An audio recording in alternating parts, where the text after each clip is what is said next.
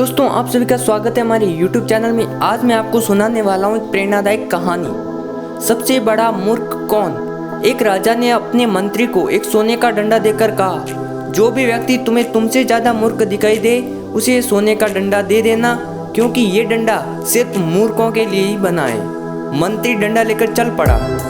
बहुत तलाश करने के बाद उसे एक ऐसा मूर्ख व्यक्ति दिखाई पड़ा जो उससे भी ज़्यादा मूर्ख था, और उस मंत्री ने वो सोने का डंडा उसे देकर कहा कि यदि तुम्हें कोई अपने से भी ज़्यादा मूर्ख व्यक्ति मिले तो उसे यह डंडा दे देना। वह व्यक्ति भी अपने से ज़्यादा मूर्ख व्यक्ति की तलाश में हर जगह घूमता रहा, पर उसे ऐसा एक भी व्यक्ति ना मिला। इस प्रकार कई महीनों तक भटकते हुए वह व्यक्ति उसी राज दरबार में पहुंचा जिस राजा ने अपने मंत्री को ये सोने का डंडा दिया था। वह व्यक्ति जैसे ही राज दरबार में पहुंचा तो वहाँ पर लोगों की भारी भीड़ लगी हुई थी।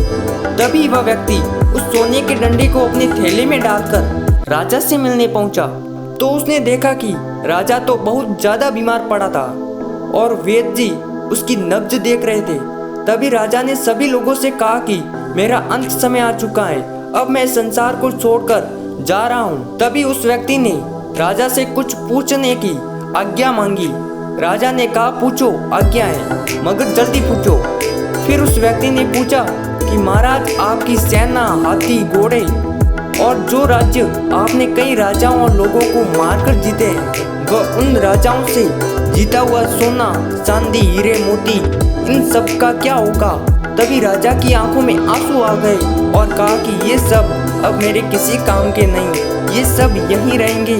तभी उस वक्त वो व्यक्ति अपने थैले में से वो सोने का डंडा निकालकर राजा को देते हुए कहता है कि महाराज, संभालिए सोने के डंडे को, इसके असली हकदार आप ही हैं, क्योंकि मुझसे कहा गया था कि ये सोने का डंडा मैं उस व्यक्ति को दूं जो मुझसे ज़्यादा मूर्ख हो। लेकिन मुझे ये कहने से कोई डर नहीं कि महाराज, आपसे ज़्यादा कोई और मूर्ख हो ही नहीं सकता, क्योंकि जब आपको पता था कि ये सोना, चांदी, हीरे, मोती और इतने बड़े बड़े राज्यों को आप मरने के बाद ऊपर नहीं ले जा सकते, तो फिर आपने इतने लोगों को क्यों मारा, क्यों अपना पूरा जीवन दूसरे राज्यों को लूटने में बिता दिया। क्या मिला आपको ये सब हासिल करके। इसलिए मेरे हिसाब से महाराज, पूरी दुनिया में आपसे बड़ा मूर्ख कोई नहीं हो सकता। इसलिए मैं आपसे माफ़ी चाहूँगा, लेकिन ये डंडा आप ही रखिए। ये कहकर वहाँ से वो व्यक्ति चला जाता है। तभी राजा अपने डंडे को देखकर रोने लगता है।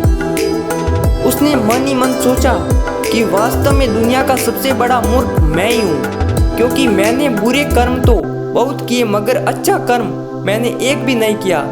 इस बात का राजा को बहुत ज़्यादा पछतावा होता है। तो दोस्तों, जीवन में हर एक इंसान को हमेशा अच्छा कर्म और दूसरों की भलाई करनी चाहिए, क्योंकि दोस्तों, इंसान के मरने के बाद अच्छे कर्म और बुरे कर्म ही उसके साथ जाते हैं।